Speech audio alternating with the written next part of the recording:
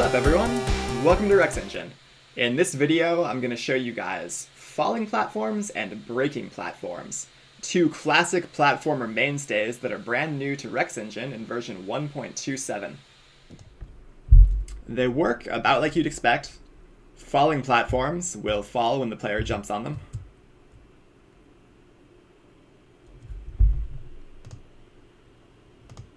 And breaking platforms will slowly start to disintegrate when the player jumps on them.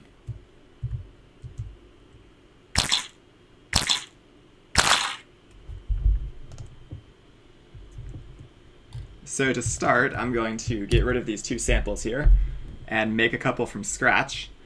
So if we open up the Rex palette, which is under Window, RexEngine, Rex palette,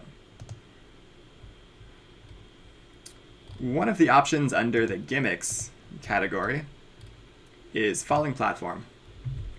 So if I click on that, it's going to create one of those and put it on the stage underneath the actors subheader. So if we look at this guy on the inspector, it's pretty simple. It's got settings for fall speed, which I hopefully don't need to explain, and duration before fall. So duration before fall lets us decide how long it is from the time the player jumps on top of it until it falls. So by default, this is 0, so it'll fall immediately. But we can test out. Let's put a delay of 1 second in there.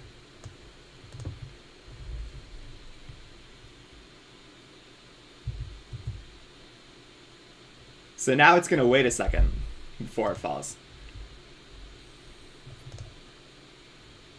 And also, like anything else in RexEngine, of course, you can swap in your own graphics. The sprite is right here as a child object of the falling platform, and you can change that to anything you want. You can change the size to anything you want. You can also make it so the player can jump up through the bottom of the platform by changing its layer from terrain to pass-through bottom. So that'll turn it into like a one-way platform type of thing.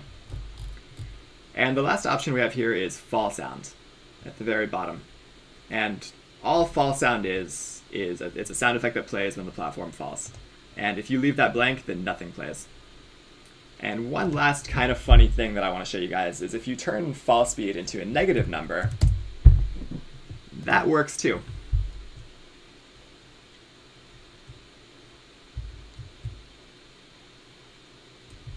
And we've got a platform that falls up now. And if the player hits the ceiling, it'll just dump them.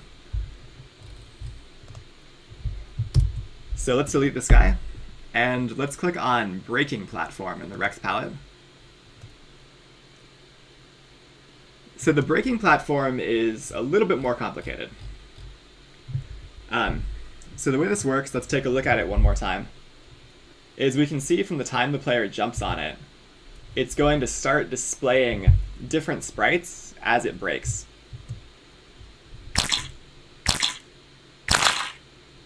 Before finally playing an animation once it breaks and once it's destroyed.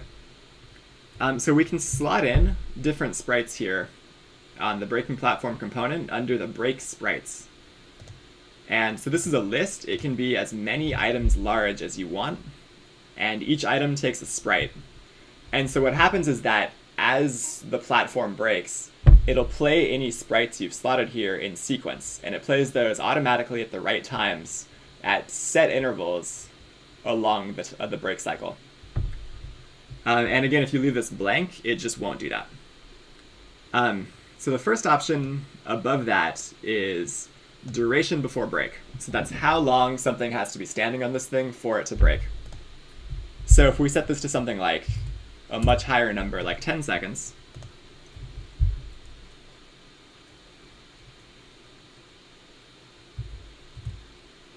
then we've built ourselves a much safer breakable platform.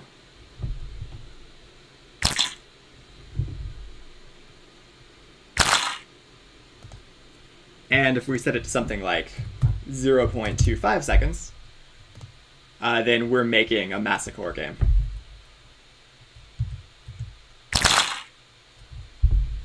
That platform hates the player. The option below that is requires constant contact. And what that means is whether or not things have to be standing on this thing constantly for it to break, or if the break cycle will stop when something jumps off of it. So let's turn this to 1 second. So right now it does require constant contact, which means this thing will only continue breaking as long as the player is on top of it. So if I jump off of it, it'll stay where it is, and it'll wait until something jumps back on.